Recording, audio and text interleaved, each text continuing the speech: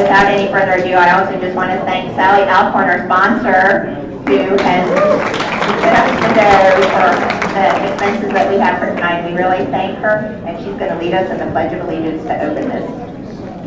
All right, everybody stand up. I pledge allegiance to the flag of the United States of America and to the republic for which it stands, one nation, under God, indivisible, with liberty and justice for all.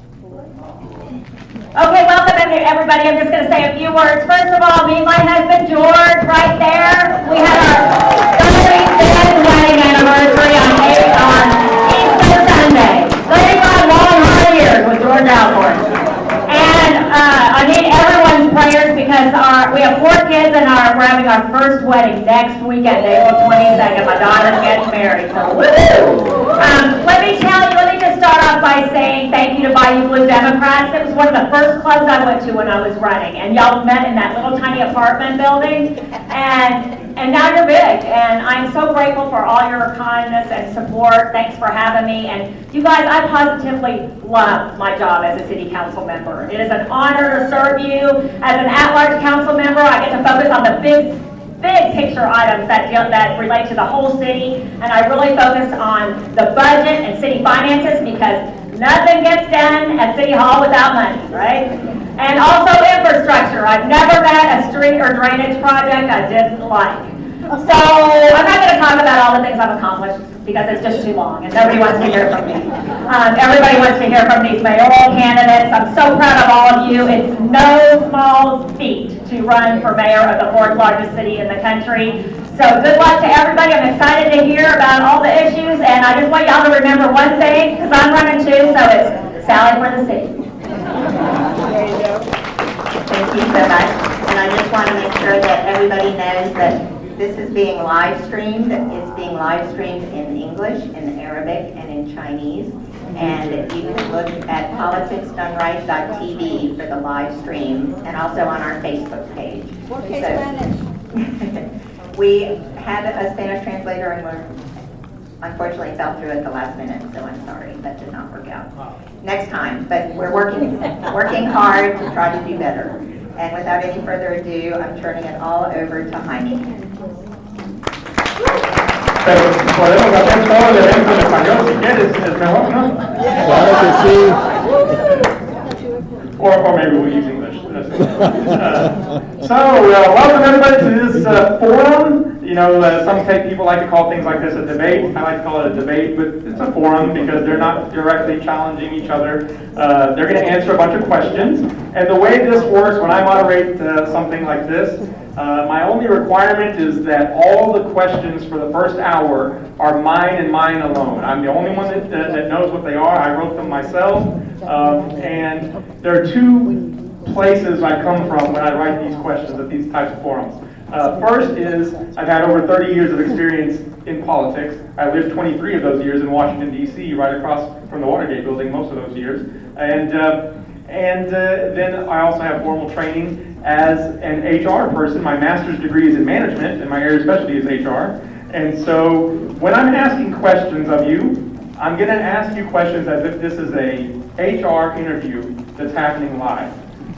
So I'm not going to ask you, for example, unethical things, and some of you may not be aware, when you go through an HR interview, it is unethical for them to ask you what you are going to do once you get the job. And the reason that that is unethical is because a company can just get 20 people lined up, find out all their best ideas, and then hire the cheapest person and say, hey, we've got 20 people's worth of ideas now. So your ideas of what you're going to do are your intellectual property. What we want to find out is what an HR professional finds out. What have you done? What have you done that would lead us to believe that you can solve the problems that our company or our city has? So all of these questions are going to come from that perspective. Either getting to know you questions, who do you know, that kind of thing, or what have you done? So keep that in mind. The format is very simple. We have 3 parts to it. The first part is a lightning round. So the first questions that I'm going to ask you have 1-word answers. Pitchforks and all that will come out. After the lightning round, we will have the formal questions. You'll have 30 seconds to answer each of the formal questions. Unless there's one or two questions I feel like you might need a little bit more time, I'll maybe go to 45 seconds. But for the most part, these are 30-second answers. And then the first hour, as I said, on my questions. The last half hour is split into two parts. We have audience questions. And audience, this is where you come in. There are people walking around with index cards, and occasionally walking down the aisles, you'll see them. If you have a question, write it down on the index card. All the index cards are going to be passed up front during the course of this event. And we have the president of the Humble Area Democrats, John Cotter, and his team over there working hard to go through those questions. They're going to actually be sending them to me on my iPad, so I'll be able to read your audience questions when that appropriate time comes. At the very end, each of our candidates will be given 2 minutes to talk and give their speechifying. So we're not going to do any intros on their part. What we're going to do is get right into it and start asking them questions. So if everybody's ready, the only rule that you need to remember is if you name somebody else by name, they'll get 15 seconds in addition to their 30-second answers. Other than that, it's pretty straightforward. We'll start with seat number 1. The question number 2 will start with seat number 2, and we'll go round robin throughout the event that way. Unfortunately, we were informed at kind of the last minute that there are only 2 microphones available. If you'll just tap on it and see which one works. Do they both work? If they both work, just use them as long as they'll work. But we're going to have to pass those mics around. And finally, I am my own timekeeper, so when you see my hand go in the air, please respect the time. I'm not afraid to cut you off, and I don't, I'm not shy about that. So we'll just keep moving forward. There's a lot to go through tonight. Everybody ready? Good, okay. So, number 1, name a Houston business owner who would vouch for you. Julia Williams. And what's the business? What's the name of the business? She has an oxygen bar for A-Leaf. Oxygen bar. Okay, next. A business owner in the Houston business owner. Yeah, absolutely. you're all going to be asked the same question. It's like, Excuse me. like a proper HR interview, everybody has to be asked the same question. Okay, sure. That will vouch for me? Me, Gilbert Garcia. I'm a business owner. Well, I have to say Percy King Crusoe from Frenchie's Chicken.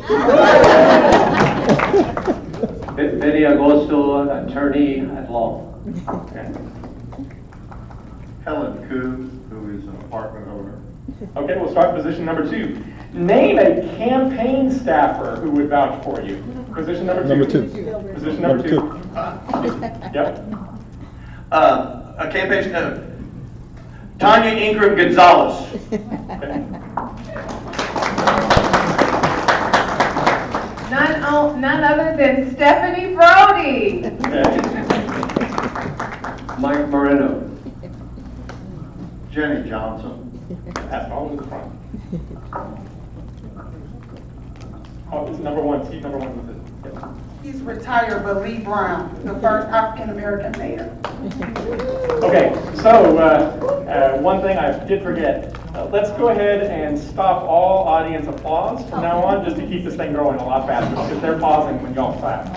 So, seat number 3, the next question is to you. Name a member of the Asian American and Pacific Islander AAPI community who would vouch for you. An AAPI member that would vouch for you. I would say our very own Rufy.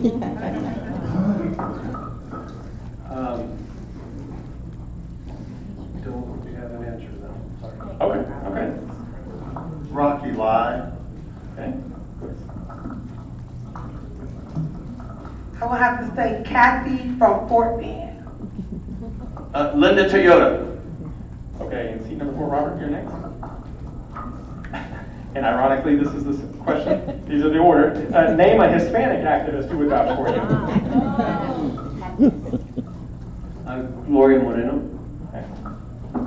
Adrian Garcia. Miss Pearl, a women's rights activist. Gracie Sines. Lawrence Elise. Okay, next is to you. Name an activist from a religion other than yours who would vouch for you. Well, it depends on my religion, right? You don't have to divulge, you just have to say a name, we'll believe it.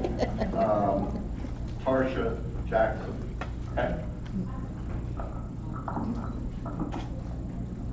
Her name escapes me, but the first African-American woman to get the hair for braids passed. We just had a meeting. Okay, no explanations, keep going. Tamara Bell. Deloitte Parker. Ahmed Al-Azim. Okay, and you'll send it back to the front there. Name a black activist who will vouch for you. There are so many. I would have to say my good friend Charleston. Okay. Mr. Eric Carr. Candace Weber. Colleague Tarsha Jackson. A black activist. Okay. So, and name a white activist that will vouch for you in position. Samantha from the Marine Corps.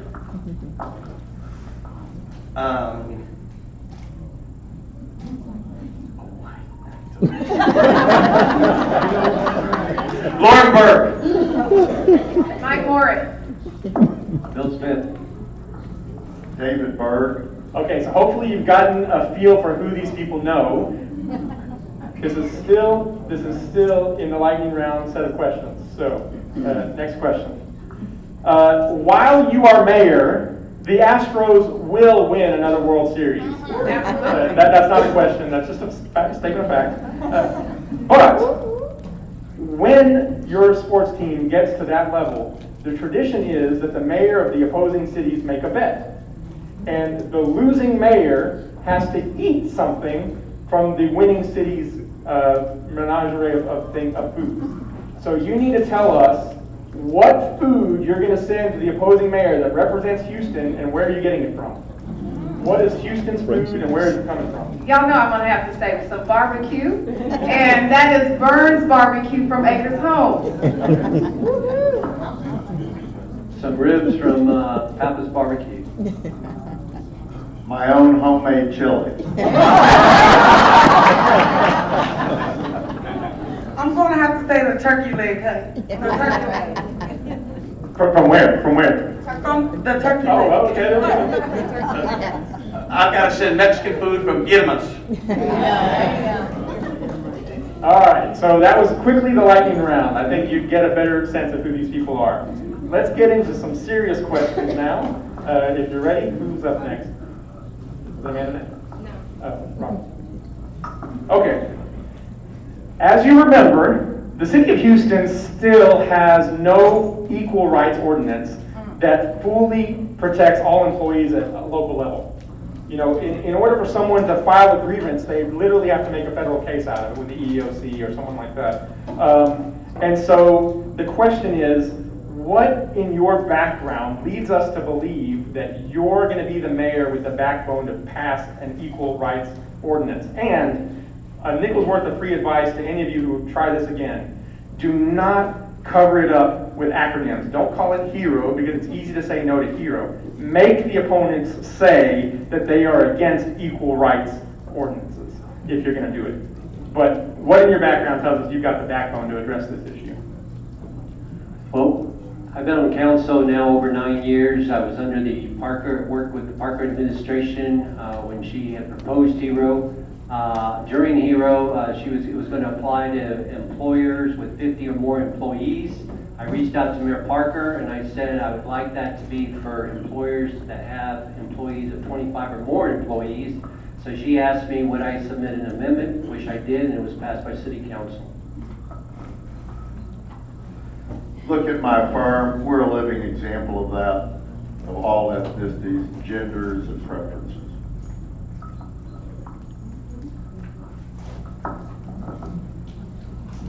I would definitely say my background in the United States Marine Corps, Semper Fi, 8 years, I definitely have the background and the backbone to stand up in the face of adversity, and we will get it done. Okay, and for me, I'm Gilbert Garcia, the managing partner of Garcia Hamilton. And when I arrived there, we were $200 million in assets under management in 2002. Now we're $22 billion. And we are 88% owned by women and minorities, and we are 65% black and Hispanic owned. 75% of our team are Hold your women. applause, hold your applause. 75% of my team are women. And 70 are black and Hispanic. If that's not really fighting the trend, I don't know what else is. Okay, hold your emotions, hold your emotions.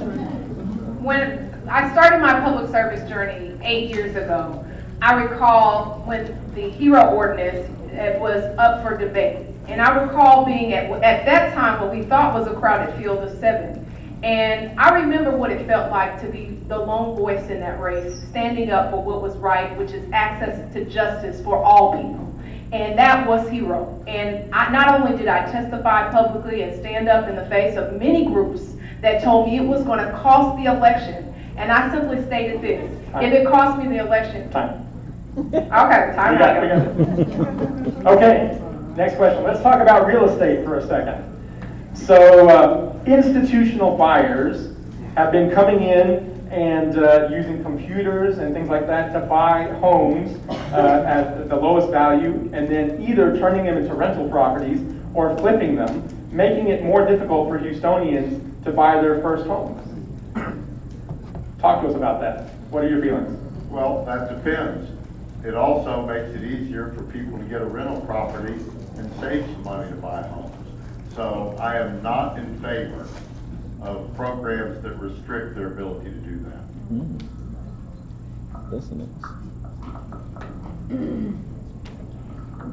Houston right now is filled up with residents who rent. 30% of renters cannot afford to pay their rent, food, pay their electricity, gas bill. So I'm going to say no. We need to have homes that are affordable where Houston rent can go down. For me, this is one of the most important issues of all, because no one can afford to live in Houston anymore. Moderate income housing now in Houston is defined as $275,000 to almost $300,000, and that's a lot of money. And one of the key areas of the city is the permitting process. If I had more time, I'd explain. It's taking way too long to get the permits, to get those houses on the tax rolls. One of the most critical aspects of putting housing, affordable housing on the ground and making it accessible is having a plan for that.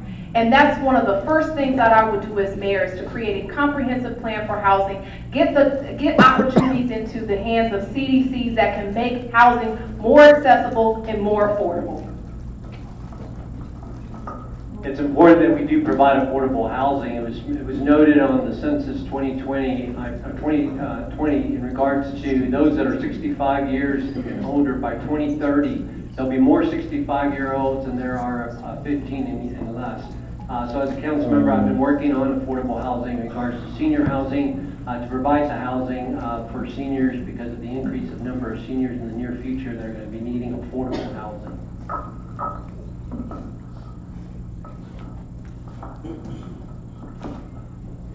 Okay, so next, let's go to flooding.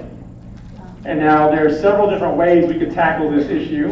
I'm going to approach it one way first and then another way second. So the first way is to tell a little story about Lake Houston, which is Kingwood, which is the city of Houston.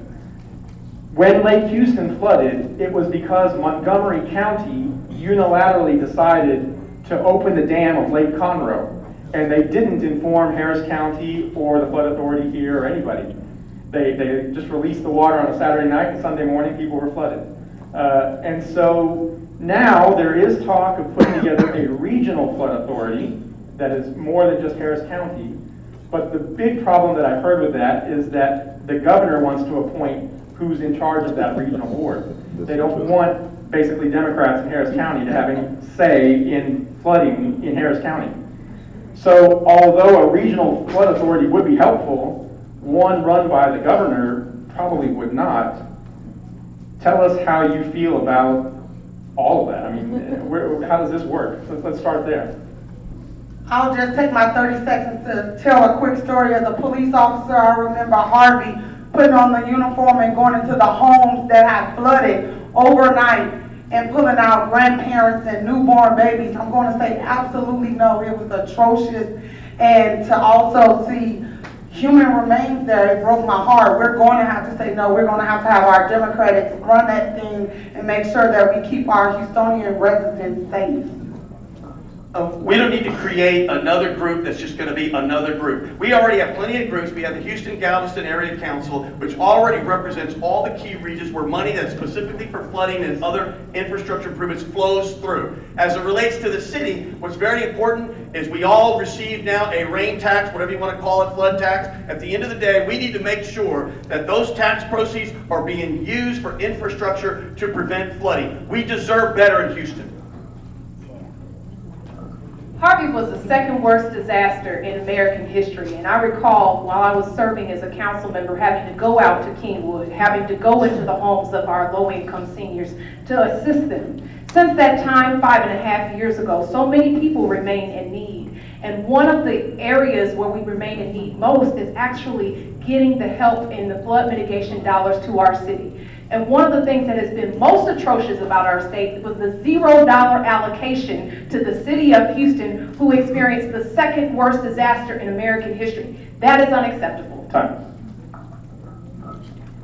In regards to the governor wanting to appoint those that are being on this commission, as a council member, this is something that we have been trying to address. I know the Mayor Turner, in regards to the state overreaching, basically taking control from the city in regards to issues, not just flooding, but other issues as well. So as the next mayor, I would do my best in working and trying to keep the governor from appointing his appointees in regards to that way the city of Houston can have control on issues like that. I'm not sure I understand the question, but first, we had an oversight committee established by Mayor Parker, and that was disbanded by the mayor, so we don't even know how much work we're doing on drainage. Second, HGAC has something like 39 members. Houston, I think, has 2 votes, one of which is Councilmember Alcorn.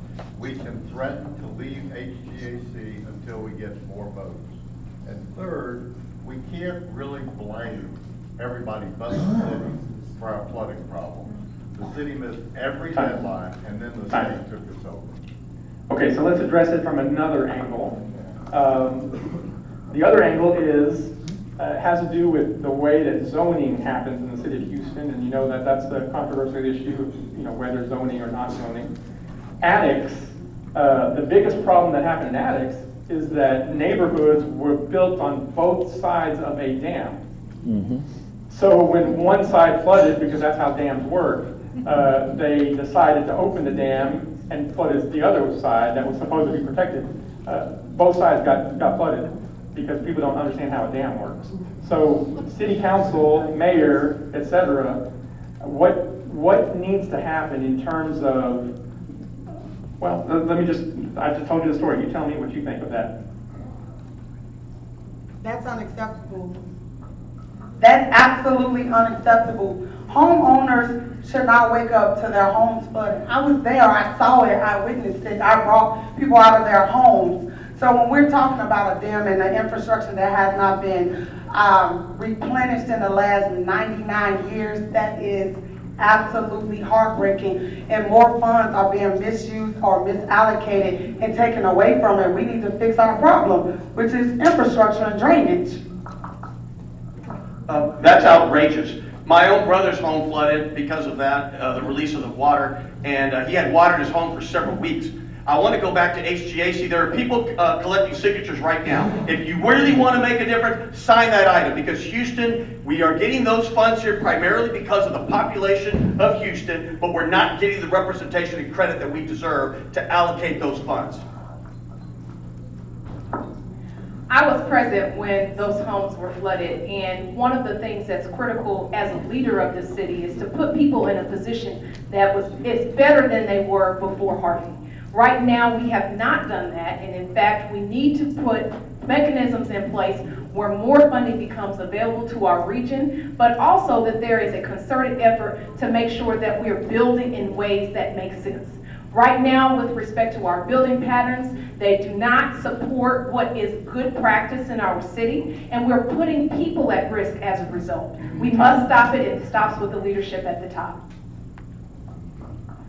It was horrible in regards to the dams being open like that, and innocent individuals that were trying to fight Harvey, were being flooded by the waters from the dams. But Harris County Flood Control, I know that we voted on a bond election for flooding issues regarding the Harris County Flood Control. I know the Harris County Flood Control has been widening the bayous. I know the city is working on a project regarding the White Oak Bayou and Buffalo Bayou. It's the North Channel, which will increase the amount of water that can go down Buffalo Bayou. So these are things that we need to address along with the Harris County Flood Control in regards to widening our bayous.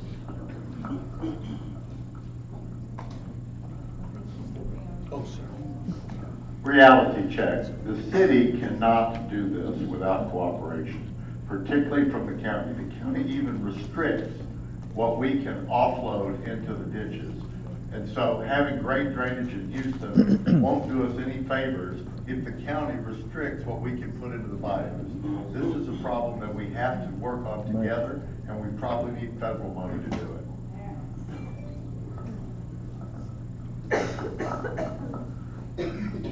Okay, let's take it from a third angle. The third angle is money, because there is a lot of discussion about the money that's still in the pot from the federal government that hasn't been dispersed since 2017 for Harvey. So what in your experience tells us that you're going to be the mayor that's going to be able to cut through all that red tape, especially working with Abbott, with the governor, to get that money so that we can actually spend it on recovering? Absolutely, I believe we were afforded $630 million from the federal grant. So one thing about it, I'm a Marine. Governor Abbott does not scare me. I work with logistics and the explosive ordnance device. I did the budgeting. I made sure that every Marine had the equipment to do what was needed. And that is what I'm going to do for the residents in Houston. I'm going to make sure that you have every tool to be successful in your home, in your business, and whatever you want to do in Houston. The best way is to give an example. When Mayor Parker appointed me chairman of Metro, we all know the challenges around Metro. But one of the things is the previous Metro board had dug up all the streets to prepare for light rail, and they had not secured the federal funds from the government.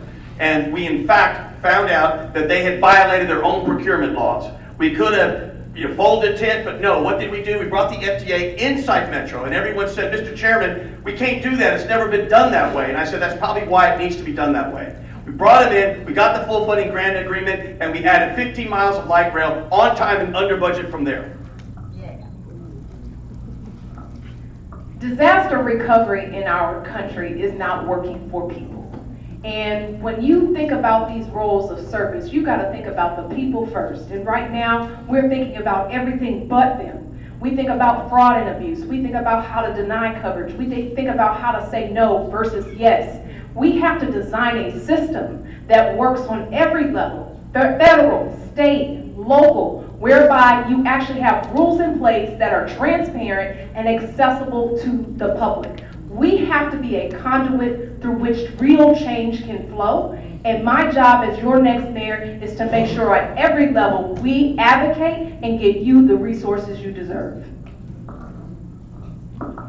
As we all would work with Judge Lina Hidalgo to make sure that we do everything possible that we can in regards to the state. Initially, the region, the Houston and the region was not going to get $1 from the federal money that was coming in after Harvey. And that's where the Houston-Galveston Area Council comes in. That's where we need more votes there on that council. So that way we can have a stronger voice to make sure that we do get funding when disasters like that happen here in our region. We can't just appoint loyalists, and if I would fault the current administration, they appointed loyalists to try to get Harvey money instead of the controller's recommendation to go to the people who had done Superstorm Sandy and gotten all that money from the feds. We didn't do that. And so now, although everyone blames the state, they took advantage of our failure to meet every deadline. And we've got to appoint competent people. We can't let our egos and our demand for loyalty get in the way of doing things right.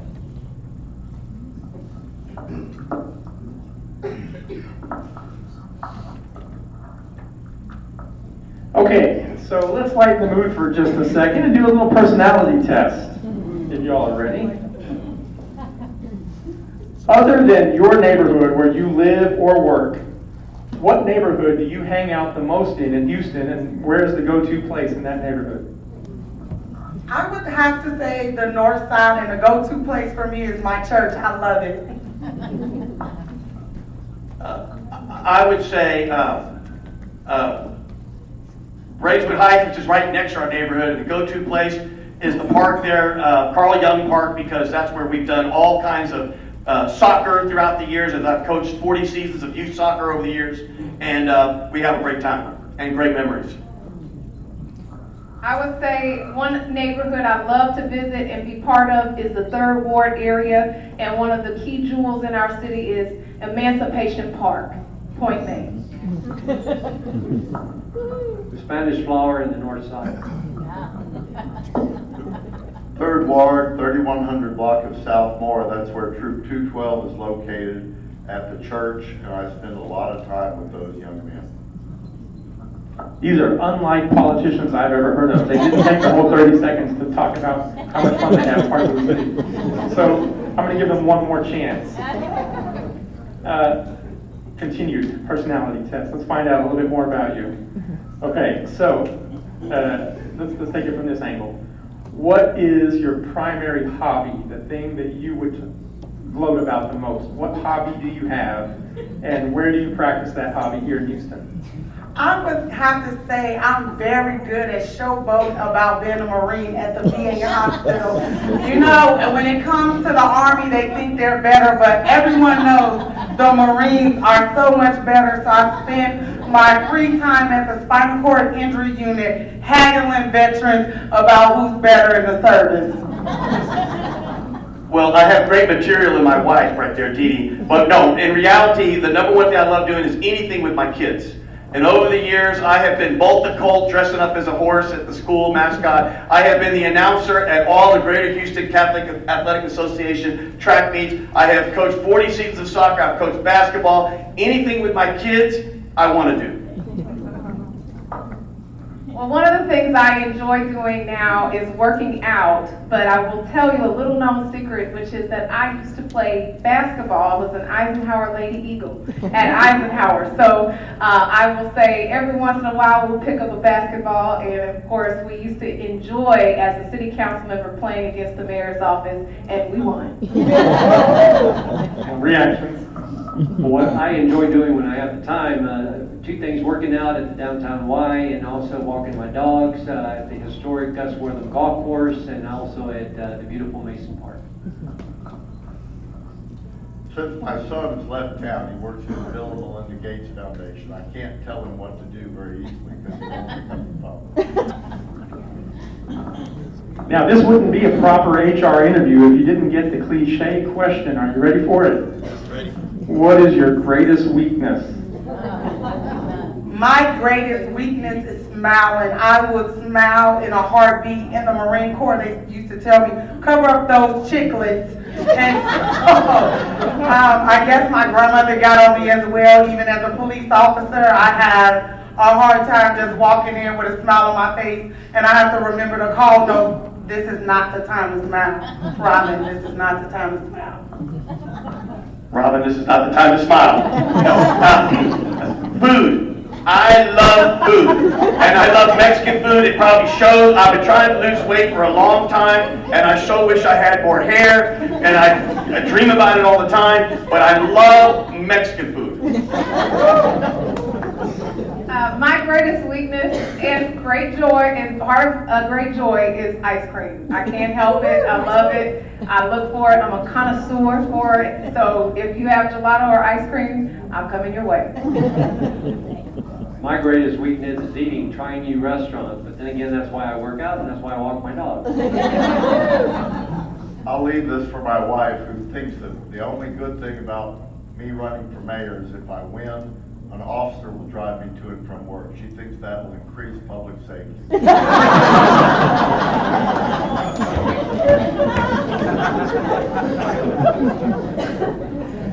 We need to pass the mic down so it starts with the next person. Okay. Yeah. Okay. All right, so now let's get back to a few more issues. We have a little light personality there so we can find out who y'all are. And actually for this one, are we ready to play that little clip? We're going to play a little clip. If y'all want to turn around and look at this clip.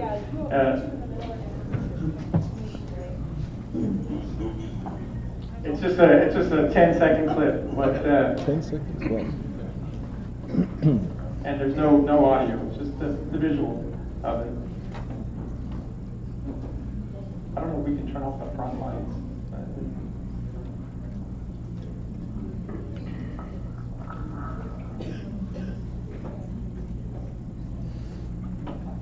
I'm going to tell you where this clip happened. It was on Fannin, underneath the Highway 59 bridge, on the way to the medical center.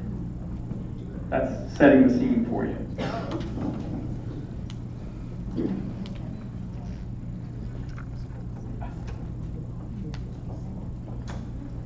And I took this footage last week.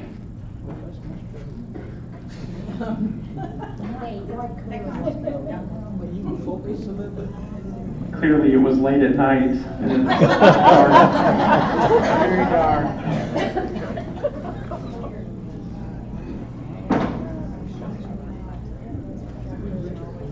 Oh, I see.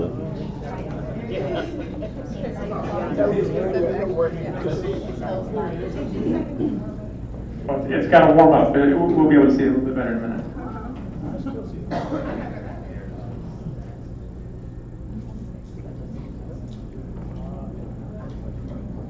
Ooh, cool gas now.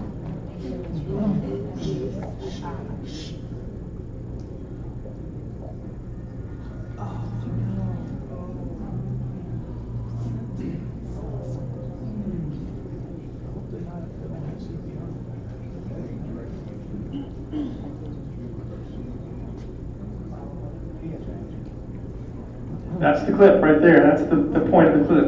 So let's ask you a question about that. But everybody go ahead and take your seats again.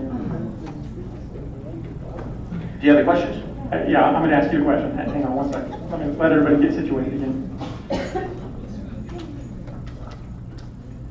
So I had the privilege of living in D.C. for 23 years, and up in the Northeast, most of the cities have, metro subways. And one of the defining factors of those cities is that their subway systems, their metro systems, do not cross public roads at all.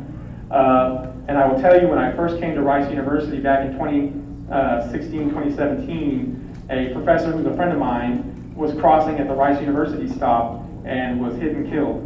There's still the white bicycle that's chained that tree. I knew that person. And it was a shock to me because I moved here from D.C. Like I said, I didn't even think that people would be crossing, light rail tracks. So I know that there's a bit of a sunk cost effect. And in business, the sunk cost effect is when you put so many resources, time, effort, money into a project that you don't want it to fail, and you can't back down from it even if it's costing in other ways. So my question is there a sunk cost effect going on here with light rail in Houston? Is there a better way that we could do public transportation? Chicago has the elevated track above. Like I told you, Boston, New York, Washington, all those places have ways of doing it where it doesn't cross roads. And I'm just imagining how light rail is going to work from downtown to Intercontinental Airport, for example. I mean, all the big cities, the big modern cities in America, connect all their airports and connect them to the downtown areas. Business people come to Houston and they only see Intercontinental and Kingwood in that area because an Uber ride downtown is $75 one way. And if you were on a subway, if you know Washington, D.C., out in Virginia, 25 miles out is Dulles Airport, you can now go from Dulles Airport to downtown D.C. for $5 on the subway. So either, I don't know the exact right wording of the question is, when are we going to become a modern city? Or, what in your background tells us that you're going to help us become a modern city? But It's funny that you're the first person to It's talk funny. about this. A couple of, there's no way I can answer that question in 1 minute because there's I so tell you much, what, there is. Let's give you. there's so much 1 to minute. this. Let's give you a whole minute. And I happen to know these things, right? So number one, you can't get to Bush Airport unless it's heavy rail. You just cannot, number one. Number two, when you look at light rail, it's much more than light rail. You're redoing the entire street, sidewalks, you're doing all the flood control, you're doing many more investments than just, I see this rail. But number three, the light rail system that we have here in Houston is the most highest ridership of light rail networks in America. And all you got to do for your own anecdotal evidence, if anybody goes to Final Four, the football games, the basketball games, the rodeo, you couldn't get there without that rail. You couldn't get there. But here's the real question and the thrust of the question. Why are we not better? Well, you doggone right we're not better. And here's the thing. All you got to do is go back in history, and it was Mayor Boblin here who took 1/4 of the revenue stream that was dedicated for Metro and took it away and put it into the city, the multi-cities, and Harris County. That's what happened. And that diverted over $3 billion that could not go to transit. And keep in mind, at that time, the federal government would match us 3 to 1. And now it's only 1 to 1. We're giving each of you 1 full minute to answer this question. Go ahead. I've served as a member of the Transportation Policy Council as part of the HGAC over the 8-county region for our area. This entity is an entity where transportation dollars flow, decisions are made, and one thing I learned in my service was that we have an issue coming up, and that is an issue of the size of 4.2 million people coming into our 8-county region in the next 20 years. Did y'all know that? And we are not preparing ourselves in this community to absorb that type of growth. What we need is multimodal transportation options that will get you to and from your workplace, to your home, place of education, to your business, but also that will connect places that are optional as well. We need connectivity, elevated connectivity of high-capacity transit. I ran the high-capacity transit task force when I was on TPC. We need to connect people on an optional basis as well. I worked for former County Commissioner Sylvia Garcia, and I was her liaison for Metro, and Metro missed out on a perfect opportunity. At one time during the community meetings in regards to an extension of the Red Line, which was the first light rail line, they were looking at possibly the old post office, which now is the Houston Post, that would possibly be an intermodal connection. Where you would have Greyhound, you would have, at that time it was taxis, now you don't have any taxis, but taxis, Greyhound, you would have, back there you have Amtrak, you have 2 rail lines, and if you go Google those 2 rail lines, you'll see one of them goes to Woodlands, one of them goes to Kingwood. That could have been commuter rail coming to the former downtown post office, which now is the Houston Post. I have spoken with Frank Liu, the developer of the Houston Post, and I said, you know, there's still a possibility that we can hopefully do something in regards to Metro for bus route transit. Sorry, there are too many true believers. The buses in the gallery are the best example of that. The first thing Metro should have done was have rail to the airport. It still doesn't. Nobody has told me why. The mayor appoints 5 out of 9 people to the Metro board. And the first thing has to be, how do we move people who don't have transportation to places where they can get transportation? All the rest is just feel-good stuff. And we need to concentrate on getting people to their jobs. And the rest of it, maybe the airport, but that would be the second priority. All the rest is wasted money.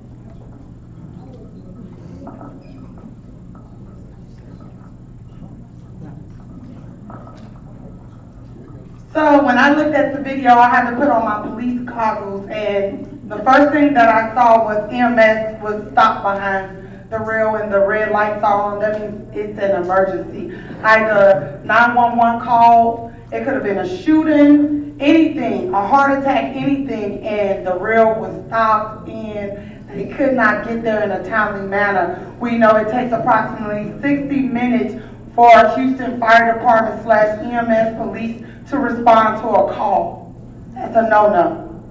Number two, I was born on the south side of Chicago, so I'm very familiar with the bus routes, train routes. Why not take our rails and put them in the sky?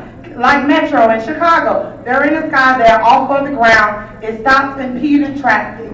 It stops the vehicle emissions, all of the greenhouse gases. It goes on and on. Let's lift them up. Let's get it elevated. We can be better than Chicago, New York, and LA. I think I have more of that. You already talked on that. I did? Yeah. You started the trouble. It's Amanda's turn now. I think we can all teach a graduate school course on this particular topic. Okay, so this is another transportation question that irks me personally. You know, up in the Northeast, all the major cities are linked. You can jump on the train and get to Atlantic City or Philadelphia or New York, Boston, whatever. What's happening between Dallas and Houston and Austin and San Antonio? Why aren't we linked? Did you do this question? Did you give me this question on purpose? Listen, guys, I've just talked about the fact that we're adding 4.2 million people into our region.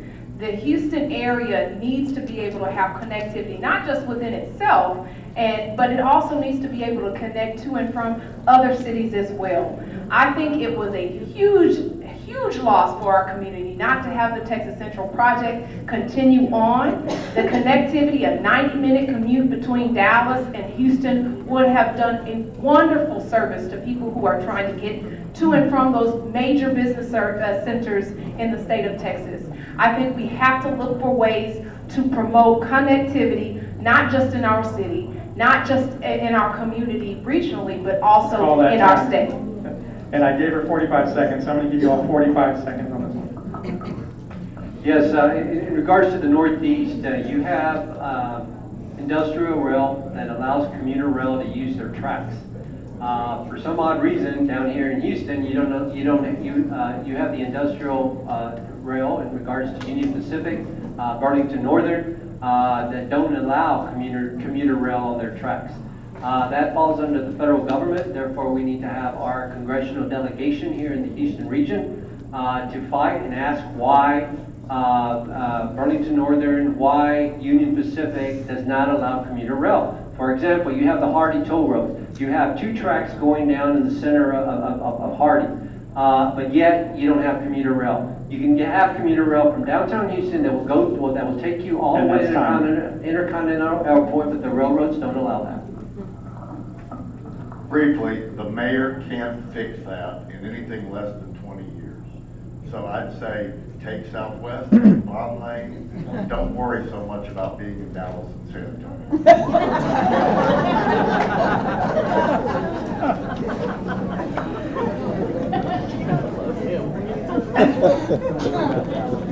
There I am here showing those chiclets and hence railroad track braces. Went over your head, Robin Williams comedian. But traffic is all I hear. Traffic, accidents. Houston ranks number 1 in the United States for accidents, connectivity. If we have that rail 90 minutes, we're going to alleviate the excessive amounts of time we spend in traffic. Please don't let it rain in Houston. You might as well add an hour. So we have to remember traffic, accidents. Let's get the connectivity done so that people can be able to travel like modern cities. Okay, first, the reason we don't go to the airports is because the ridership is poor to airports. That's what happens all across America. And in fact, at one time we had an express bus service straight to the airports and nobody rode it and it was very, very cheap. It's because it's never been popular in any city in America to go to airports. The second thing, on Uptown, remember, that Uptown line, that was an Uptown project. That was not a Metro project. Metro does the bus. We have the bus drivers, but they constructed it. They bought the property. That was an Uptown project. Now, just another thing. Why is the ridership not good there? Because the system is not complete. Right? Remember, the whole system had everything downtown, uptown over here, and a connection across the city. It's not complete, and we need to complete it as soon as possible.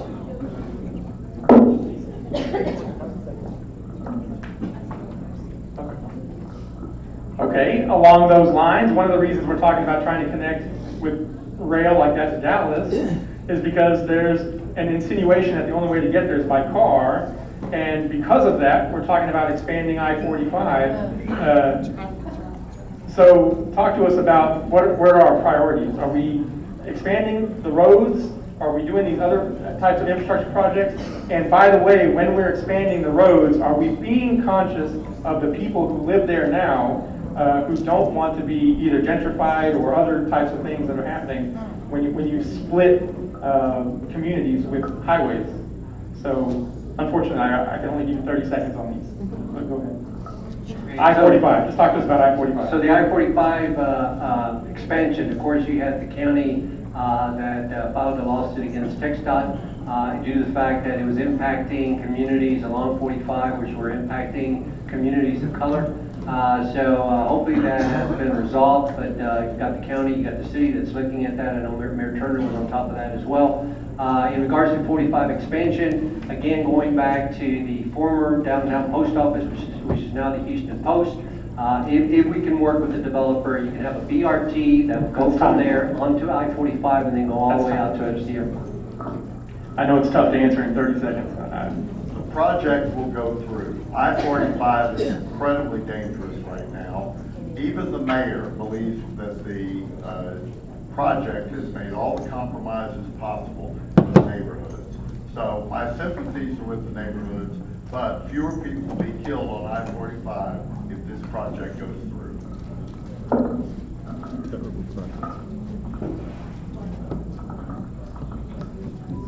If we expand the road I-45, let's think about mom and pop homes. Those communities that fought so hard to be there.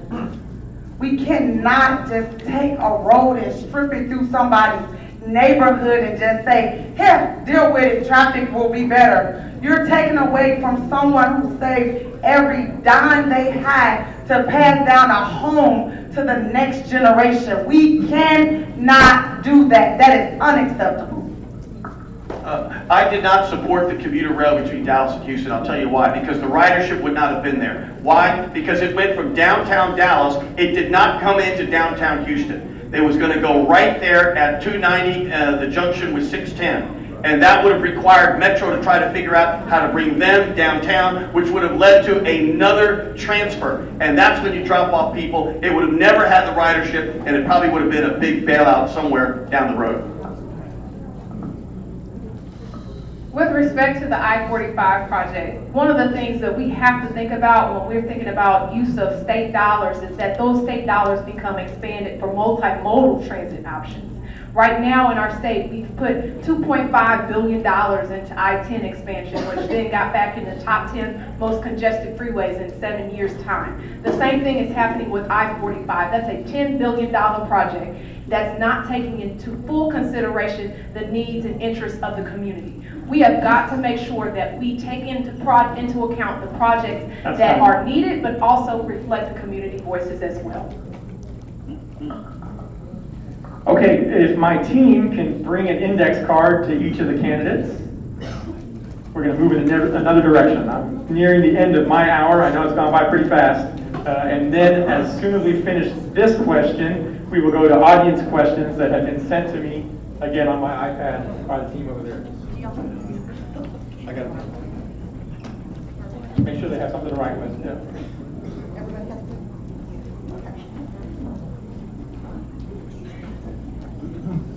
This is called a straw poll. What I want each of the candidates to do, and keep in mind that there are two other candidates that we'll talk about later, but that are in this race also. They could not be here tonight. Congresswoman Sheila Jackson Lee and State Senator John Whitmire. They're both, I'll say something later about that. But they are in the race, so there's 7 of you candidates who have announced. What I want you to do right now is write down 2 names. You cannot write down your name. It's going to be tabulated, and before we leave tonight, I'm going to announce the results of who got the most votes. So just write down 2 names of the people that you think should be the next mayor. You cannot write down your name. Our people are going to pick up the index cards and verify that you did not write your name.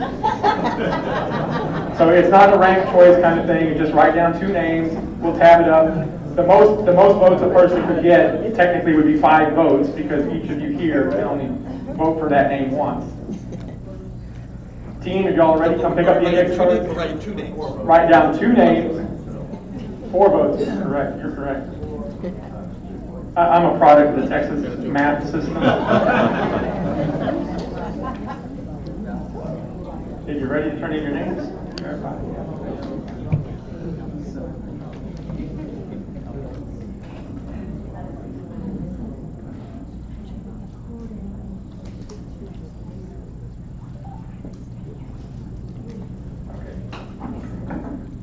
Now I have to admit something to the audience that I've never admitted before. I have to wear reading glasses. Okay, let me read the questions from the floor. In no particular order, but the way they sent them to me. And we're starting with Robert, I think. You had the last one. There we go. 30 seconds to answer. Okay. Considering the attacks Republicans pushed on Democratic judges in the 2022 cycle, how do you characterize the response from the party? What needs to be done to protect future winning judges? And hang on, let me skip that one because that is a partisan discussion that we're not going to necessarily jump into right now. I'm going to go backwards here. How can we address issues of human trafficking? And how can we put an end to it? Human trafficking. Go ahead, you have 30 seconds. It requires more police officers. We have half as many officers per capita as Chicago and New York. Half as many. We need officers who are trained, who are sensitive to the needs of the community, but we need more of them. That's the first line. And without that, and without more efficiencies from civilianizing more aspects of police procedures, which was recommended in 2017, we're stuck. That's time. Did anybody not hear me? As a police officer, I know firsthand about human trafficking and what lurks in the dark corners and what lurks in Houston. And as a member of my campaign staff, her daughter was a victim of human trafficking. But what we need to do is bring the parents and the police officers together and tell parents about what lurks in the dark. It's the internet. You have an 8-year-old that has a phone. This is a true story. A phone. She's texting. She's sharing Snapchat. She has no idea that she's sharing her location. And so, it's time.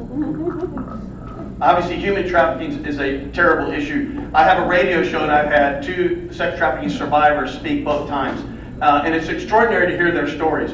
I think one of the things that goes through is there's got to be more support for the victims. Because right now, there isn't enough support for them through any of the social system channels. And they need more support so they can understand that it's their bodies and that there is a different choice that they can make. Human trafficking is going to require a collective response. And part of that collective response is making sure that there is a heightened sense of awareness of what are the signs of trafficking. What's the difference between what's happening with labor trafficking, what's happening with sex trafficking. When we hosted the NFL Super Bowl, that was one effort where we put all hands on deck to try to combat and stamp out the human trafficking issue. But we've got to have that same force and energy year-round, year after year, whether there's a special event or not. That's what's going to be required for us as an international city to stamp out human trafficking in our community. Unfortunately, Houston is a main corridor for human trafficking due to the fact that I-10 goes from the East Coast all the way to the West Coast and comes right through the city of Houston. I'm proud that along with my colleagues, we were voted a city ordinance in regards to motels, where the motel owners have to train their employees to identify human trafficking individuals that might be staying at these motels. Also, I've mentioned to Mayor Parker and also Mayor Turner, different departments. We need to train different departments like Public Works, for example, when they're out there in the field, so that way they can identify if something doesn't look right and possibly could be human trafficking.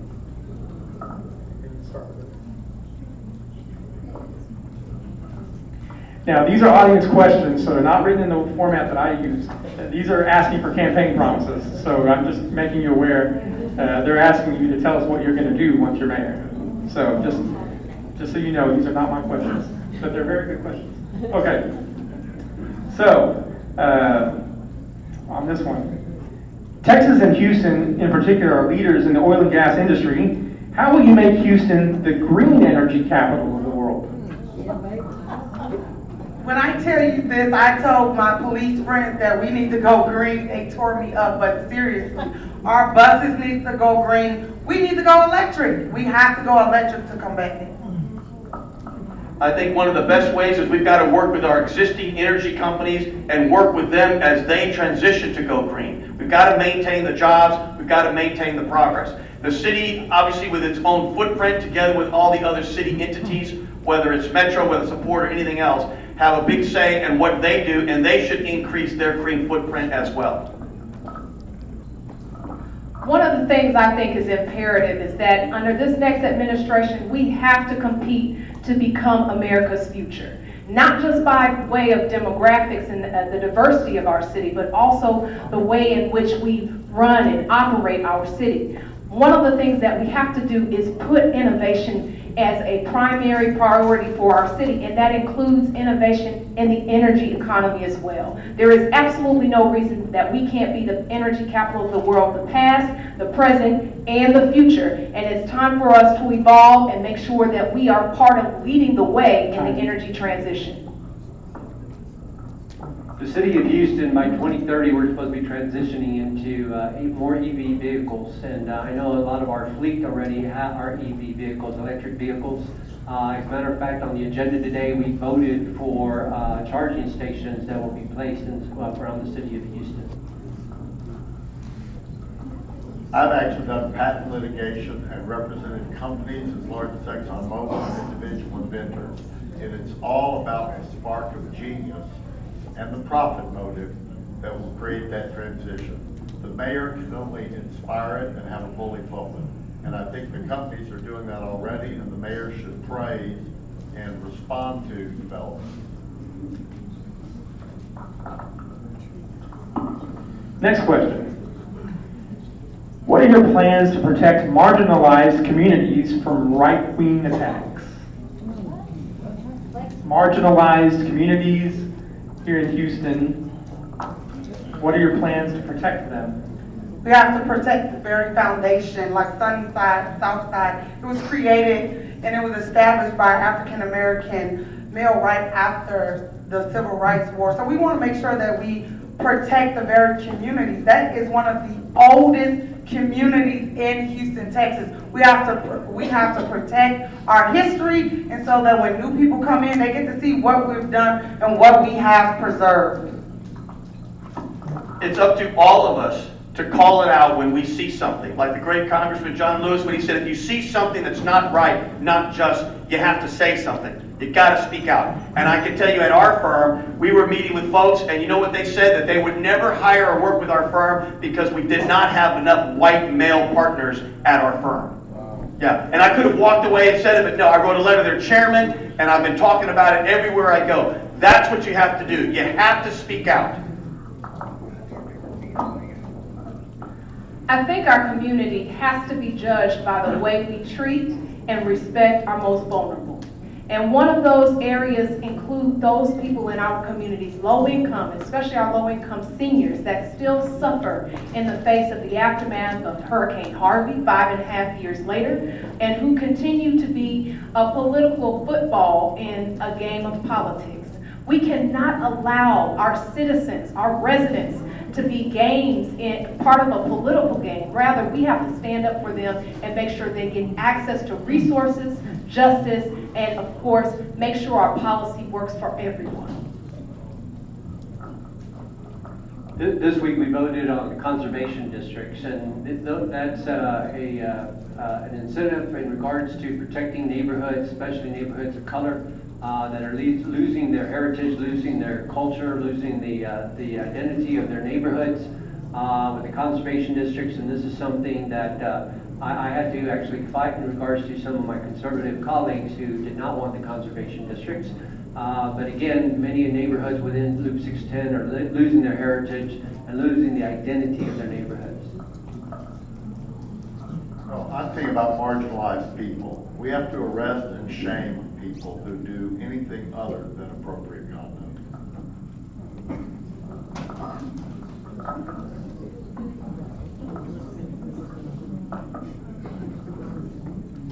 Let's see, so we're starting with next. Yeah, okay. So homeless people in Houston have been treated differently by different administrations. And what is your administration going to do with or about the homeless problem issue? I am huge on homeless personnel. Homeless personnel should be referred to as champions. They champion the heat, the rain, the cold. My mother suffered from homelessness. I will guarantee you, we're not allowed to make promises as politicians, but I promise those 3,000 homeless personnel, we will get to the bottom of it. There are so many issues around it. I think the key is you got to do it in a humane way. And one of the things I would not do is arrest people for giving them food or other things that just do not sound humanitarian to me. Because all you got to do is say, what would Jesus do, right? One of the key pieces of addressing the issue of homelessness is that we prioritize housing people first. That keeps them safe, that keeps the public safe, but most importantly, we also need to make sure that we're putting into place case management for those folks. A lot of folks are being preyed upon to become addicted to different substances. They are being becoming victims of crime. We've got to case manage and increase our sweet teams, which actually do work very well, but we just need more of them to get people the help they need. Mayor Parker and Mayor Turner has done an outstanding job in regards to addressing the homeless issues, and I want to continue that as mayor. I know that we just recently opened the Navigation Center. The Coalition for the Homeless basically goes out and speaks to homeless individuals to encourage them to go to the Navigation Center, so that way they can actually have a safe place until permanent housing is found. And that has been working. I mean, Houston is a model compared to other cities in regards to dealing with the homeless. I got a crash course on this from Mike Nichols, who went from being head of Cisco to organizing 8 different homeless groups into the Houston Coalition for the Homeless.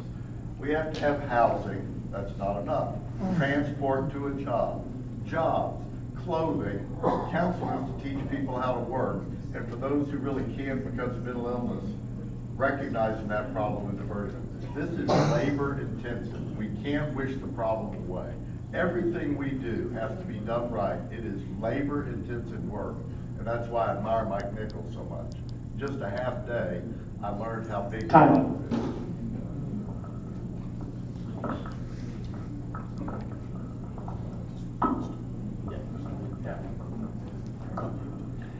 Okay, how will you work with labor unions and unions to fix the pension fund issues of the city and going forward? Sure.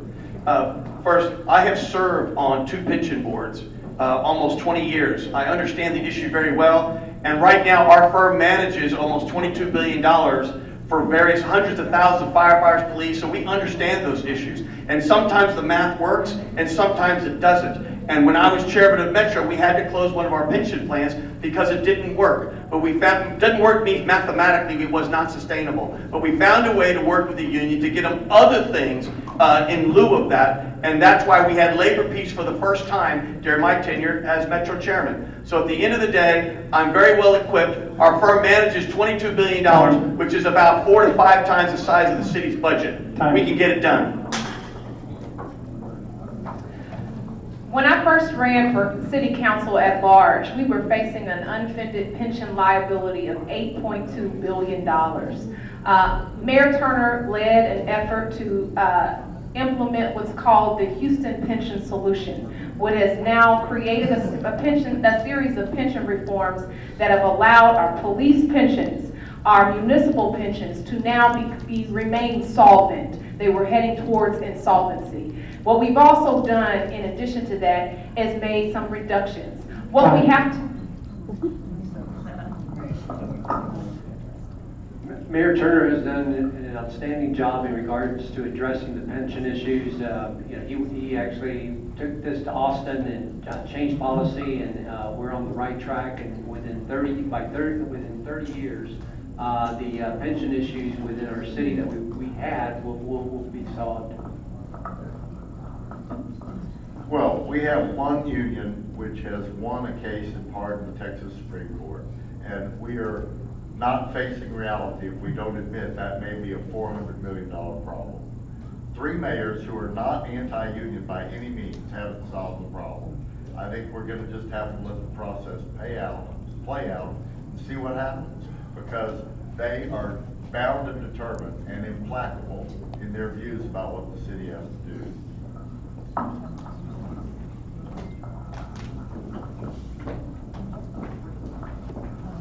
As a police officer and working side by side with firefighters, let's be honest, we have individuals working that cannot retire. I know a police officer that's 63 years old, he cannot retire due to the pension. We have to be honest, it's not working. We have to bring people in that allow the very men and women that serve and protect you to retire and live a good life, because it is harsh out there. We face things that I wouldn't wish on any of my residents as your future mayor of Houston, Texas. First, the 3 pensions are all in different states, and you have to recognize that. The one that is in particular dire strait is Houston municipal employees. There is no way that will be solved within 30 years as projected.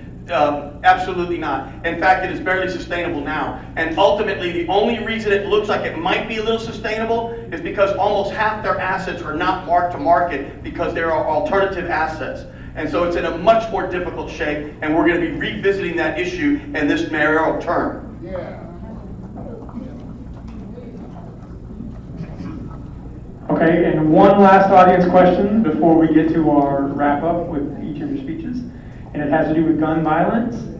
And as mayor, what will you do about gun violence in Houston? One of the chief priorities of mayor is to make sure that we keep our residents safe.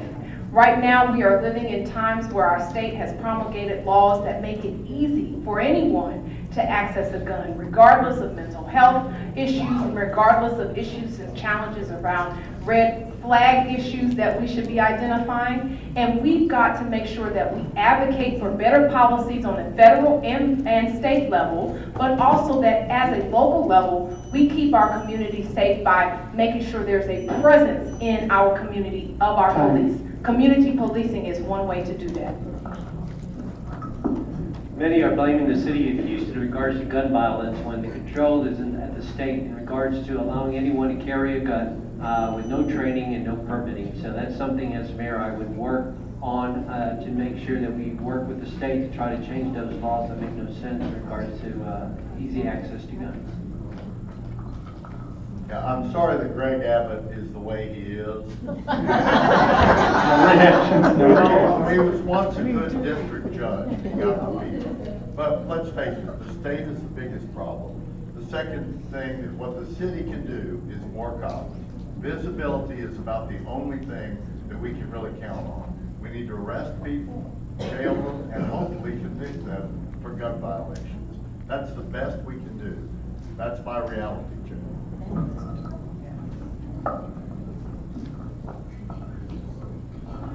As a police officer, the minute Governor Abbott took away the permit CHL, concealed handgun license, 18-year-olds did not even know how to operate a handgun. They thought it was Call of Duty.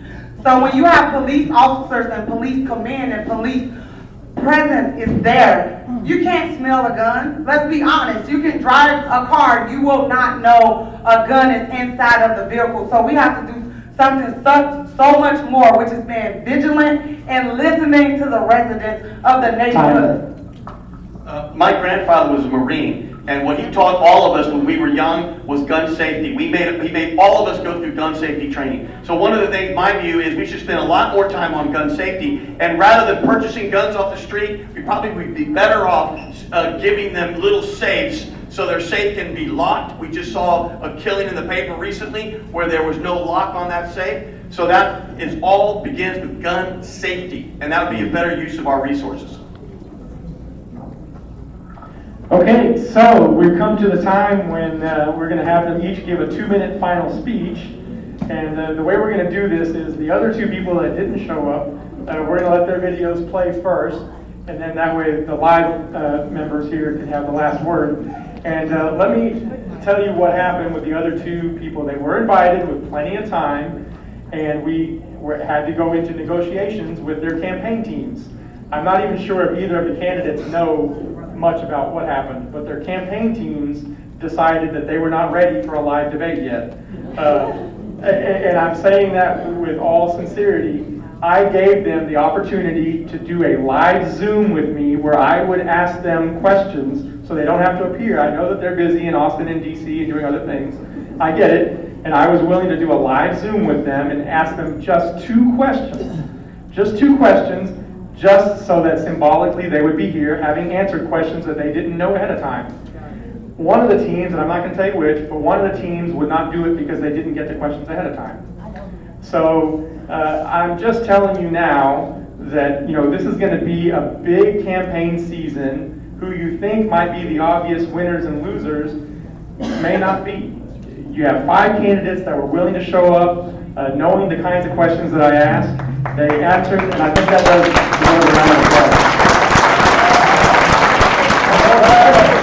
Not knowing the questions, but knowing the kinds of questions that I ask. And so, with that in mind, to be fair, they did send in videos, and we will give them their video. If we can turn off the lights in the front again, and we've got to pass the microphone. I think you have to use this microphone. The cord. Okay. Yeah, that's all she wrote. It's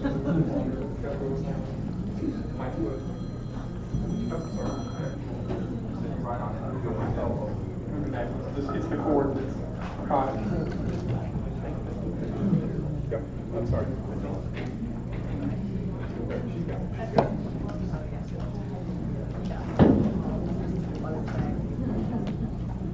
Hello, Congresswoman Sheila Jackson Lee. Greetings to the Bayou Blue Democrats. Thank you so very much for giving me the opportunity to speak to you this evening. Thank you so very much again for your commitment to green space and providing your support for more parks in our city. As I look to the opportunities of the future and look to the opportunities for presenting myself to the people of the city, my commitment is to be an open city. The representation that I hope to give is one of listening and representing all the people. Again, thank you for working on our parks. I will be a strong supporter of that. And as well, I am very much a believer that as we open this city, we must ensure that there is plenty of affordable housing and make sure that those rents are ready to receive the surge of young, new persons coming into our community, innovative people, waiting to be part of an innovative, surging, bright new city. And I, of course, believe that we should certainly promise people that they can be safe. Let's do some things, including resources and working on crime labs to take care of backlogs that may occur, and many other things that I hope to discuss post my launch into this candidacy and to this race. But I am grateful to you for recognizing that we must work together. And many of you know I've worked with you on flood mitigation, providing millions of federal dollars and $1 million more to come with the bipartisan infrastructure bill, which I helped to negotiate. There are resources that we can utilize. This is innovation, it is surging technology, and it is bringing people together. I want to make sure that we do that and that we focus on the questions that people ask and the needs that people have. Now, city has many, many elements. It has the elements of lifting it up, making it a destination site, but it also has the very practical of making sure the garbage is picked up, that we stop the dumping, and of course, that we make sure that we have a budget and that we have a working city government. Please count on me to do that as a senior member of the Budget Committee. And I started out by saying, I look forward to listening to people, because we can be the city that surges as a destination city, because we can do it together. Thank you for allowing me to have this opportunity to be able to speak this evening. And thank you for listening out for my launching of the mayoral campaign. Remember, Sheila for Houston. Sheila gets results. Thank you so very much.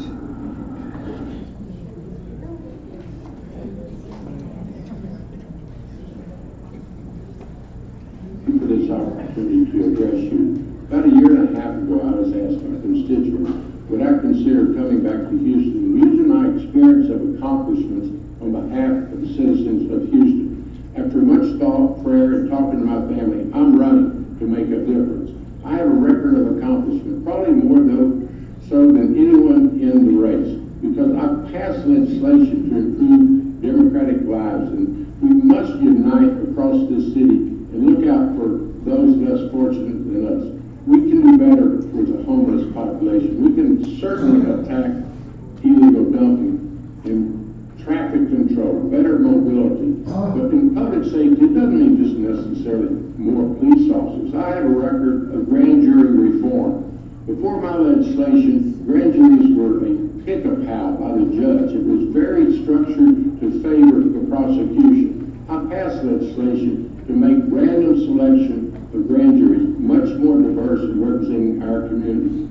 Huge public safety issue. In addition, help women that are incarcerated, that have their babies, maintain that relationship. If you go to Northeast Houston, because of legislation I passed, we have inmates, female inmates serving time with their young babies. Economic development. I just recently passed legislation in the Senate to create an entertainment district, which will create jobs and retail shops all through east of downtown. So let me use my experience on behalf of Houstonians. I know I can get the job done. I have one of accomplishment improving. I've passed hundreds of bills that have improved the lives of Houstonians, and I want to do that going forward. Thank you for giving me this opportunity, and let's bring Houstonians together for the future of our children and grandchildren. Thank you.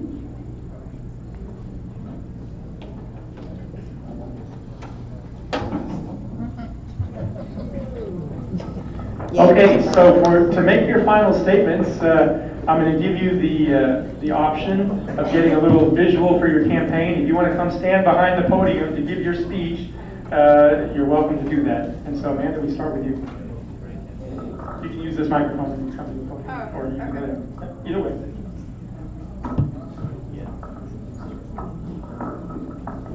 I can actually just stand right here. Okay. It's fine. Y'all can hear me, right? Okay. Yes. My name is Amanda Edwards, and I'm a proud native Houstonian, former city council member at large, and municipal finance attorney, now running to be the next mayor of the city of Houston.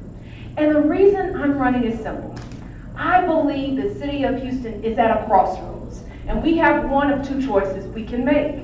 One can involve us moving backwards, but I have a feeling that those of you in this room will make a different choice, which is to move our city forward in a way that is bold and innovative and creates a Houston where every single person, no matter what their background and what their neighborhood, has an opportunity not just to live here in Houston, but to thrive here in Houston. And that's why we need a mayor who has the experience to tackle the challenges that are complicated in our city, ranging from infrastructure and crime, but also our municipal challenges, our financial challenges, but also someone who can compete to make sure Houston wins and becomes America's future. We have got to have a forward-looking, aspirational run for mayor, and that's why this campaign can't be about just us.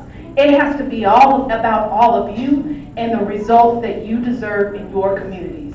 Thank you again, Amanda Edwards, running to be your next mayor.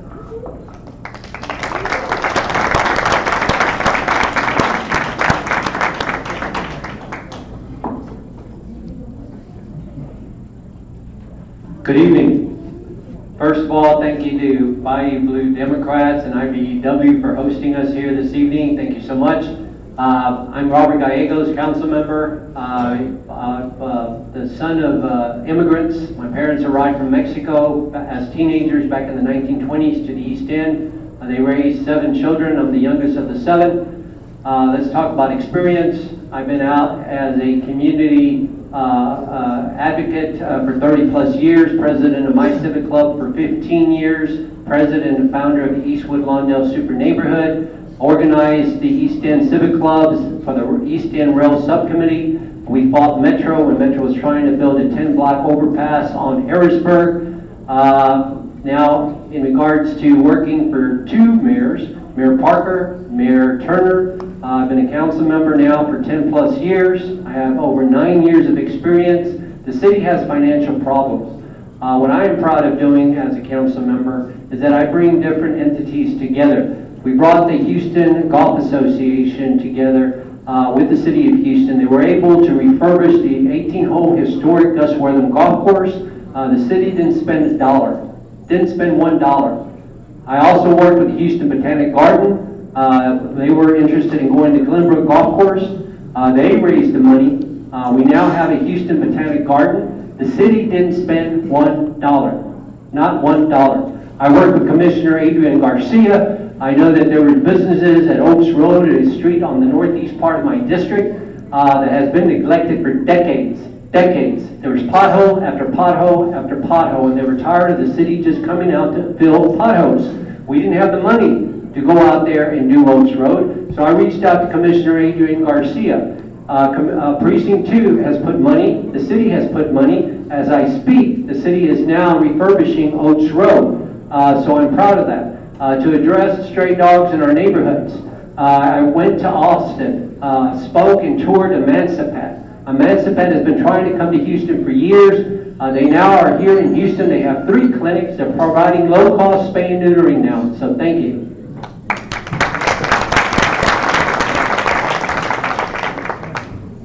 I'm Lee Kaplan. I am not a member of the political class. I have never run for office before. I have been brought up to learn in the private sector. Mike, up in your mouth. Just closer. Closer to your mouth. Closer to your mouth. I am not a member of the political class. I've never had an office before, but I have been brought up to learn that doing things right, as I said earlier, is labor intensive. And I've called probably 4,000 people asking them what they think. Many times they say, nobody ever asked me that before.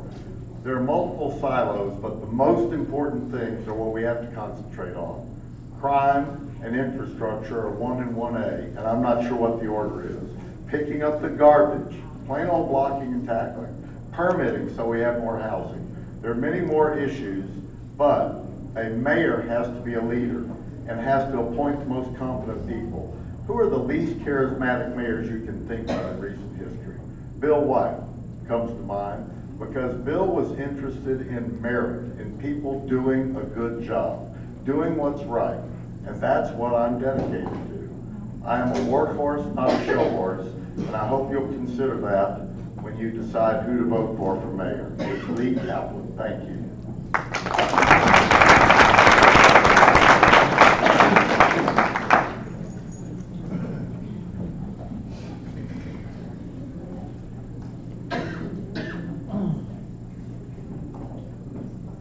Hello, my name is Robin Williams, and I am running to become your next mayor of Houston, Texas. I come with the most first-hand experience. I served in the United States Marine Corps. I am a natural-born leader. I served during a time of war. Shortly after that, at the age of 23, I served in the American Red Cross, reconnecting refugees displaced by war. I went into the VA hospitals and sat with the very men and women that fought for our country. And then I decided to put on a blue uniform, and there I learned what it really meant to serve our community. I was there for Harvey. I was there for COVID. I was there for the Arctic storm.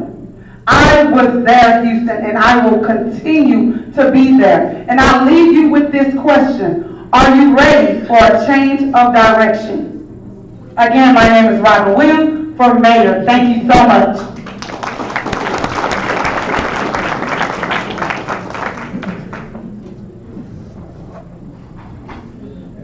First, give it up for this crowd again, one more time, because listen, we're here, we could have done the same thing, what are the questions, and we could have done all those things. We're here, right, because we, as Houstonians and citizens, deserve it, and we should demand it. We should demand the participation. We should make them face us and find out what they're about in front of their peers. So my name is Gilbert Garcia. I'm also a novice. I've never run for anything before either. In fact, I'm the American dream. My family's been in South Texas for generations. The land changed hands on my ancestors.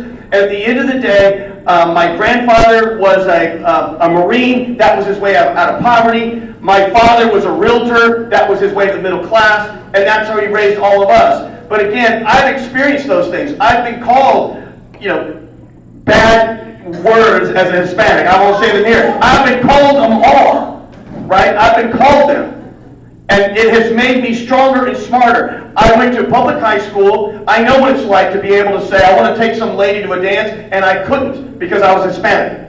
I know what that's like. And then, of course, my first big break is I went to Yale. That changed my life. And I was one of those kids when holidays would come and my roommates would go skiing in Switzerland and all those things. I was stuck on campus. Why? I couldn't afford to go anywhere. And my family couldn't tuck me in when I went to Yale because they couldn't afford to tuck me in. That made me build character. And then I had a break, not a hand out, a hand up. And I had a summer internship on Wall Street, and I flourished. I came to Houston, we built this firm, we went from 200 million to 22 billion. I feel, and my wife feel, it is our time to give back. And we have been giving back with our time and our treasure for many years. It's just now, somehow people are discovering us. But we've been doing this for well over a decade. So here's why I'm running. Hopefully some of you, this will resonate. We deserve better.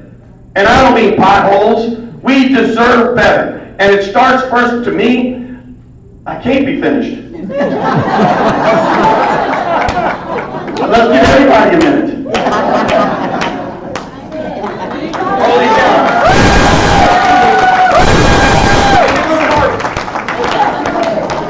A little fire from some real politicians, all five of them. Once again, a big round of applause. And if you wait one second, I remember the real was all have the softball, and afterwards, candidates, if y'all don't mind, we're going to stand down there and take a series of photos. So let me just scroll back up to where the straw poll is here. Okay. I'm just going to read names and how many votes they got. Not any kind of order. And I got to grab my glasses. Okay, here we go. In no particular order. Gilbert Garcia, 1 vote.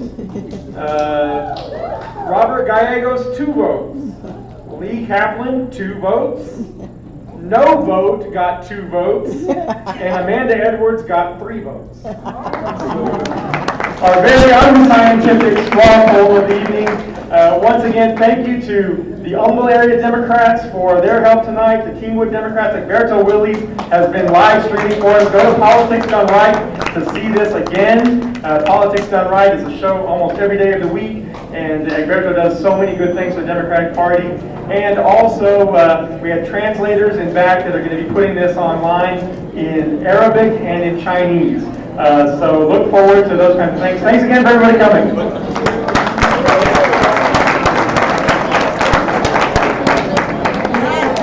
How you doing?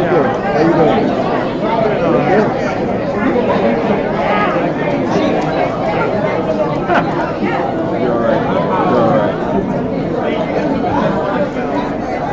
Yes, you did. Hi.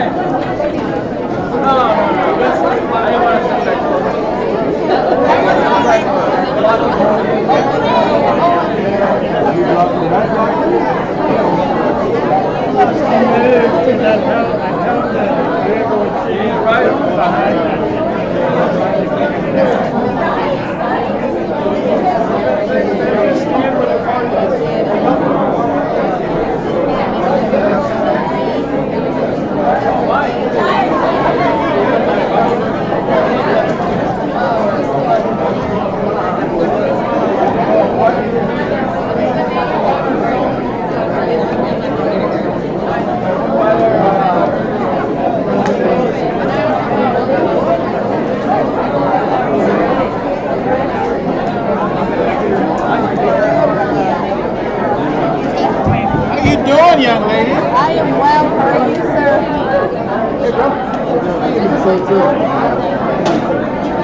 How are you? Good. I know. How are you? Good, good. Hi, David. How are you? Hey, Mike. How's your brother? Oh, I thought let's talk about him.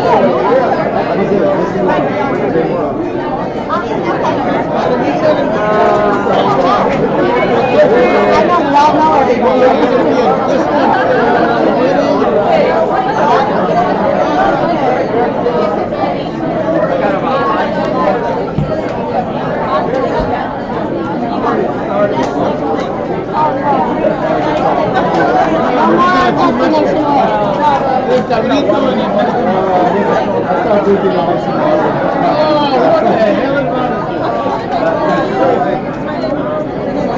How y'all doing?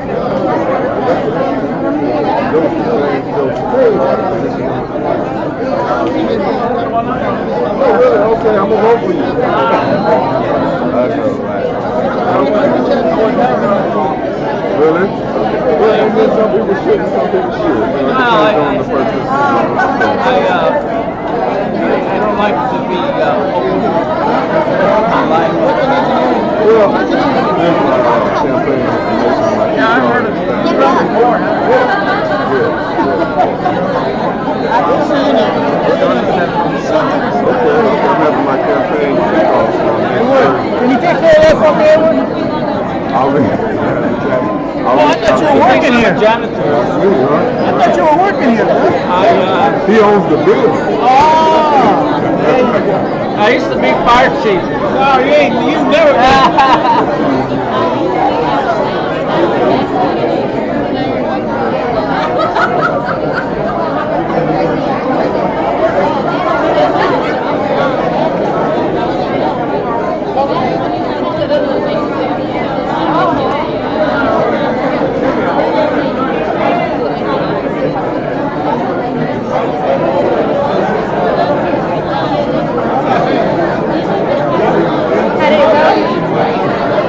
Yeah, we couldn't figure it out in time to be able to live stream. I think we're gonna have to do it.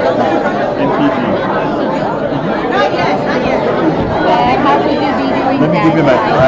give you my email. Yes. You can check me and I can give you my email. I'll tell you what, Okay, that's better. yeah, send me the, and I'll give you a Dropbox thing.